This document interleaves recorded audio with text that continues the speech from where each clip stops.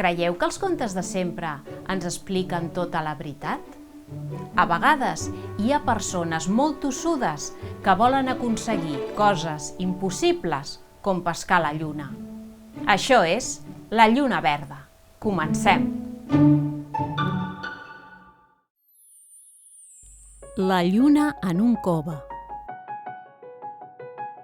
Hi havia una vegada un pescador de Vilanova que es deia Tonet. Cada matí sortia amb la seva petita barca a pescar el peix que l'endemà vendria a la llotja per guanyar-se uns calerons. Així doncs, cada matí ben d'hora arribava a port i descarregava el cove, que era una cistella gran, feta de vímet, mig plena de dorades, seitons, sardines, llobarros, meros o llenguados. Fins i tot, depenent de la temperatura o l'època de l'any, també l'omplia amb unes gambes vermelles ben formoses. Antonet estimava el seu ofici, que amb orgull l'havia après del seu avi i el seu pare.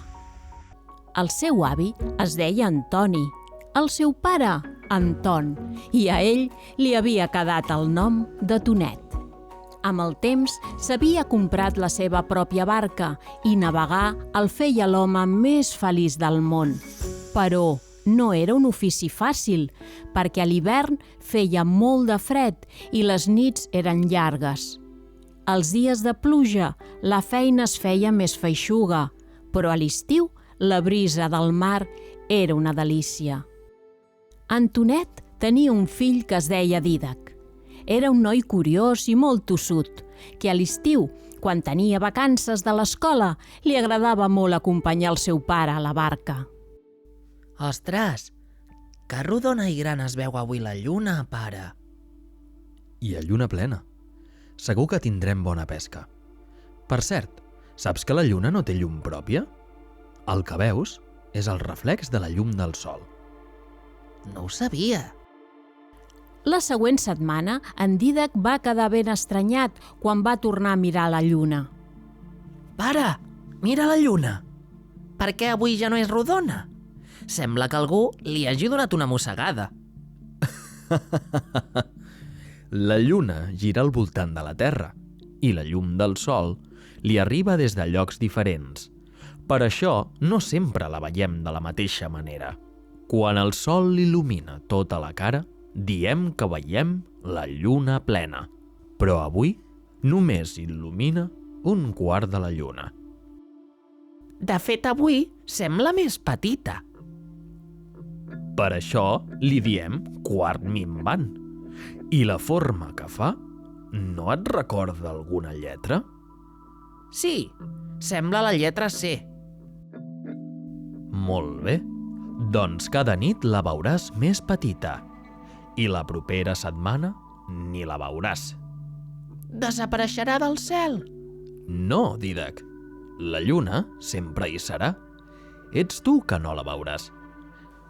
La lluna s'alinearà entre el sol i la terra, i la part que veiem de la lluna estarà completament fosca. Llavors direm que hi ha lluna nova. Saps que triga la lluna en donar la volta a la Terra? No. Aproximadament uns 28 dies. Això és gairebé un mes. De fet, moltes civilitzacions antigues van començar a mesurar el temps a través de la lluna i així van començar a fer-se els primers calendaris. Ostres, que interessant! I saps que la lluna és com una ballarina que també gira sobre ella mateixa? Ah, sí? Triga un dia en donar una volta sencera. Ostres, ho deu fer molt a poc. Mira, pare, jo giro en un moment. Ha! I tant, és que la lluna és molt gran i li costa moure's molt més. La següent setmana, tal com li havia explicat el pare, la lluna es va deixar de veure i per això el cel era ben fosc.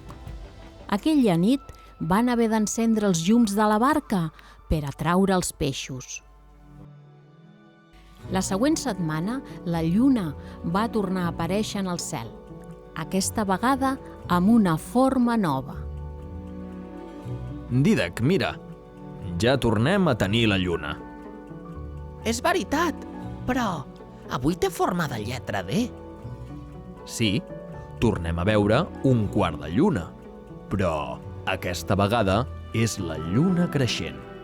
I cada nit el tros que veuràs s'anirà fent més gran. Pare, m'he adonat que la lluna és com el meu nom. Comença amb la lletra D i acaba amb la lletra C. Dídac. Tens raó. Veus? Ja teniu una cosa en comú. Una nit d'estiu, la lluna plena es reflectia en el mar i il·luminava com un far les onades capritxoses. Platejada i brillant, estava preciosa i en Dídac va quedar enamorat de la seva bellesa. Aquesta lluna ha de ser tota meva. Llavors va llançar la canya molts cops i la va intentar pescar, però res de res.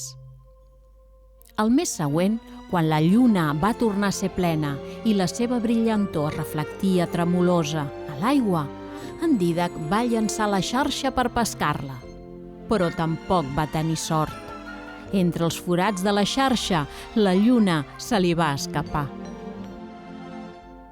El següent mes, quan la lluna va tornar a ser plena i la seva brillantor es reflectia tremolosa damunt les onades, en Dídac va llançar el cove a l'aigua i, zas!